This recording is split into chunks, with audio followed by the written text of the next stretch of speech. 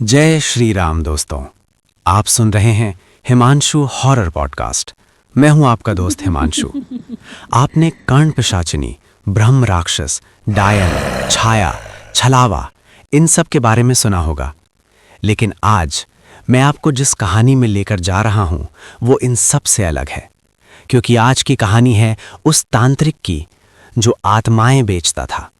बनारस, मोक्ष की नगरी, जहां लोग मरने आते हैं ताकि आत्मा मुक्त हो सके। लेकिन इसी बनारस में एक ऐसी गली भी थी जहां लोग जीते जी अपनी आत्मा बेचने आते थे। उस गली का नाम था काल भैरव मोड़। दिन में वहां सब कुछ सामान्य लगता, लेकिन रात होते ही उस गली में दिया जलता था। भगवान के लिए नहीं, तांत्रिक के लिए। लोग उसे मृत्युगिरी बाबा कहते थे। कोई उसका असली नाम नहीं जानता था। कहते हैं वो 100 साल से भी ज्यादा पुराना था, लेकिन कभी बूढ़ा नहीं हुआ। उसकी आंखों में इंसानी चमक नहीं, भूखी खामोशी थी। कहानी शुरू होती है एक लड़के से। नाम था आदित्य। आदित्य बनारस यूनिवर्सिटी का छात्र था। उसका परिवार कर्ज में डूबा था। पिता की तबीयत खराब, घर बिकने की नौबत आ चुकी थी। एक रात उसके दोस्त ने कहा, अगर सच में सब कुछ बदलना है तो काल भैरव मोड़ पर जा। आदित्य हंसा। उसे अंधविश्वास नहीं मानता था, लेकिन जब इंसान टूट जाता है तो तर्क मर जाता है। रात के 12:47। आदित्य उस गली में खड़ा था। हवा अजीब सी भारी थी, जैसे कोई सांस नहीं, सिर्फ घूर रहा हो। एक पुराना सा दरवाजा जिस पर लिखा था, जो खोने को तैयार है वही अंदर आए। आदित्य ने दरवाजा खटखटाया 3 बार।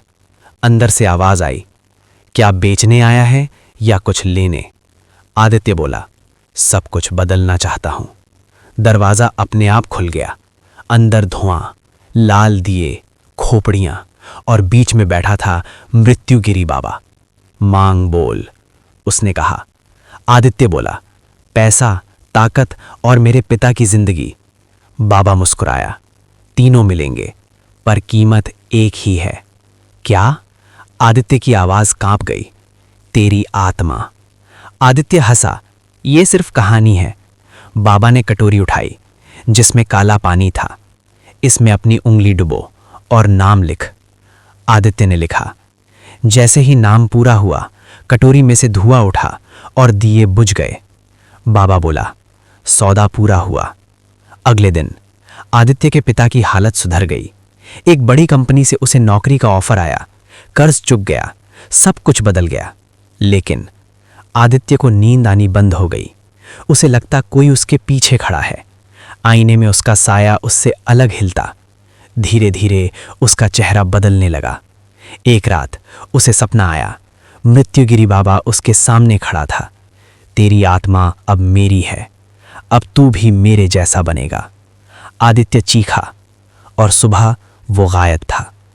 6 महीने बाद काल भैरव मोड़ में एक नया तांत्रिक बैठा था। उसकी आंखें बिल्कुल आदित्य जैसी थीं और बाहर लिखा था, जो खोने को तैयार है वही अंदर आए। तो अब सवाल ये है दोस्तों, क्या मृत्युगिरी बाबा कभी था भी, या वो हर बार किसी नए शिकार से जन्म लेता है? और अगर आत्मा एक बार बिक जाए तो क्या उसे कभी वापस पाया जा सकता है? पार्ट 2 में हम जानेंगे कि ये सौदा सिर्फ एक आदमी से नहीं, पूरे बनारस से जुड़ा है, और असली खरीदार कोई इंसान नहीं। तो सवाल ये नहीं है कि आदित्य कहाँ गया, सवाल ये है कि अगला तांत्रिक कौन होगा।